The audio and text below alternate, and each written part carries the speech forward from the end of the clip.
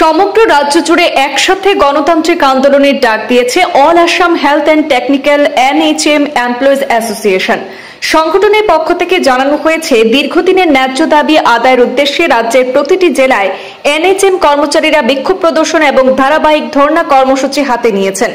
এই কর্মসূচির অংশ হিসাবে কাছাড় জেলায় শিলচরের SM দেব অসামরিক হাসপাতাল প্রাঙ্গণে 3 নভেম্বর থেকে 5 নভেম্বর পর্যন্ত চলবে কর্মবিরতি এবং অবস্থান ধর্মঘট। প্রতিদিন সকাল 10টা থেকে বিকেল 3:30 পর্যন্ত শান্তিপূর্ণভাবে এই প্রতিবাদ কর্মসূচি অনুষ্ঠিত হবে। এই কর্মবিরতির কারণে রাজ্যের সরকারি স্বাস্থ্য পরিষেবায় আংশিক প্রভাব পড়ার আশঙ্কা রয়েছে। তবে সংগঠন জানিয়েছে, জরুরি পরিষেবা অর্থাৎ জরুরি চিকিৎসা পরিষেবা এই ধর্মঘটের আওতার বাইরে রাখা হয়েছে, যাতে সাধারণ মানুষ চিকিৎসা থেকে বঞ্চিত না হন। সংগঠনের প্রধান দাবিসমূহের মধ্যে রয়েছে জাতীয় স্বাস্থ্য মিশনের অধীনে কর্মরত সকল শ্রেণী কর্মচারীদের জন্য পে স্কেল কার্যকর করে বেতন সুরক্ষা প্রদান এবং সমকাজের সমবেতন ও সম অধিকার নীতি বাস্তবায়ন, সরকারি কর্মচারীদের সমহারে গ্র্যাচুইটি, পেনশন, ডেথ বেনিফিট, দারভিড বুক ফ্যাসিলিটি এবং অন্যান্য সুবিধা প্রদান। স্বাস্থ্য দপ্তর শূন্য পদে NHM কর্মচারীদের সরাসরি নিয়োগের ব্যবস্থা এবং নতুন স্বাস্থ্য কেন্দ্রগুলিতে নতুন পদ সৃষ্টি করে NHM কর্মীদের অন্তর্ভুক্ত করা। কর্মরত অবস্থায় কোনো কর্মচারীর মৃত্যু হলে তার পরিবারের যোগ্য সদস্যকে চাকরিতে নিয়োগ বা মৃত কর্মচারীর 60 বছর পূর্ণ হওয়া পর্যন্ত পরিবারকে বেতন প্রদান। সকল NHM কর্মচারীকে সামাজিক সুরক্ষা আইনের আওতায় এনে EPF বা CPF সুবিধা চালু করা।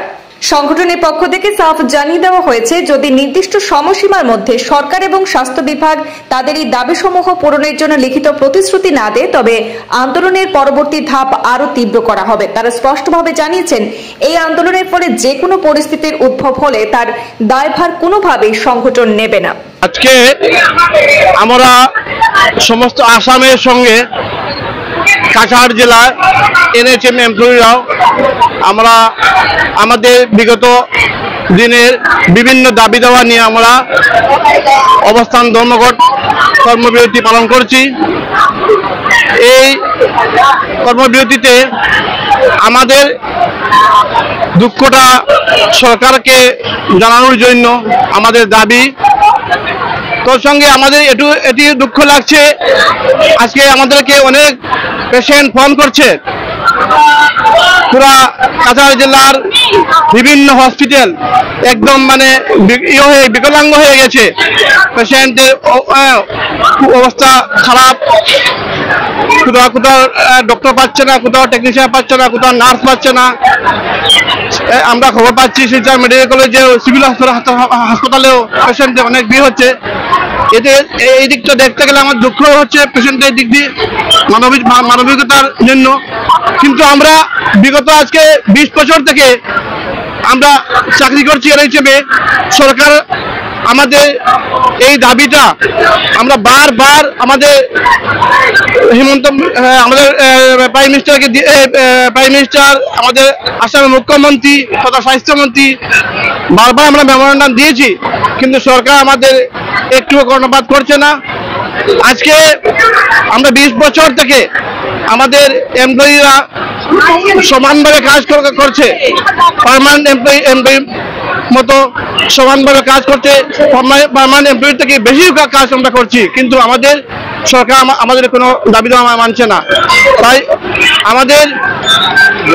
আমাদের মেইন দাবি হচ্ছে যে সমকামে সম বেতন আমাকে দিতে হবে।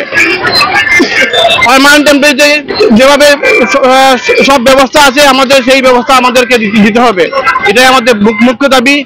এইবার আমরা গত 29 তারিখে আমরা ওয়ার্ডি সচরে আমরা আন্দোলন করেছি। আজকে আমরা 3 দিনের একটা কর্মসূচি চলছে। তা যদি সরকার আমাদের এই দাবি দেওয়া না শুনে, আমরা আগামী দিনে আরো বৃহত্তর আন্দোলনে যেতে বাধ্য হব।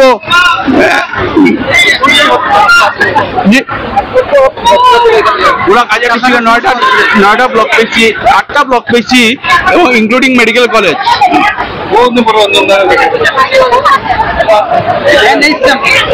সব NHM এমপ্লয়ি। দাবি যদি না মানা হয় তখন আমরা আরো নেক্সট পদক্ষেপ নেব, আরো বৃহত্তর আন্দোলন গড়ে তুলব। সকাল 10টা থেকে 3:30 পর্যন্ত। 3 দিন তো কোনো এনএইচএম এমপ্লয়ি কোনো কাজ করবে না, ইনক্লুডিং ইমার্জেন্সি সার্ভিসও বয়কট করেছে, আইসিইউ, ইমার্জেন্সি সব বয়কট।